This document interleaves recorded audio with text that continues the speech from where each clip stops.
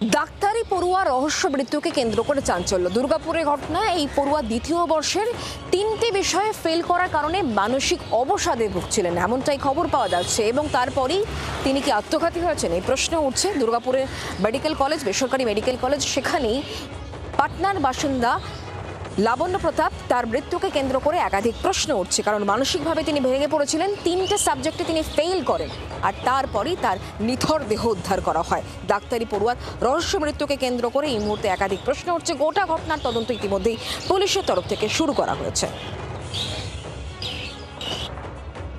हमको कोई खबर नहीं किया, हम खुद फ़ोन किए, बच्चा फ़ोन नहीं उठाया, तो उसके दोस्त को फ़ोन किए, वो लोग फ़ोन के दरवाज़ा तोड़ के देखा तो बच्चा सुसाइड किए हुए था। कॉलेज प्रशासन बहुत देर तक कुछ बोल ही नहीं रहा था। डाउट का क्या है, वो तो पोस्टमार्टम होगा, जो होगा वो आ जाएगा। नॉर्मल था बच्चा, बिल्कुल नॉर्मल था, लेकिन एक बात वो कहता था कि यहाँ जो है टीचर पे जो है बच्चों के साथ एक्सप्लॉयटेशन करते हैं। जिसका बच्चा 50 नंबर ला रहा है, प्रैक्टिकल में 5 नंबर ला रहा है, तो ये कॉलेज प्रशासन का काम देखना काम था।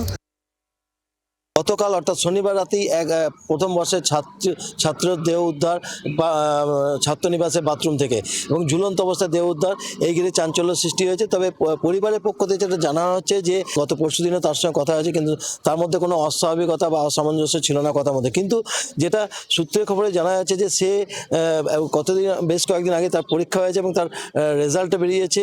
সেখানে সে প্র্যাকটিক্যাল পরীক্ষার নাম্বার কম পেয়েছে এবং সেখানে সে রিভিউ করেছিল। তবে এই ঘটনা না অন্য কোনো ঘটনা বা যে আত্মহত্যা না অন্য কোনো ঘটনা ঘটেছে, সেটা কিন্তু ময়নাতদন্তের পর জানা যাবে। তবে যে ঘটনা ঘটেছে সেই নিয়ে কিন্তু হাসপাতালে একটা চাঞ্চল্য সৃষ্টি হয়েছে।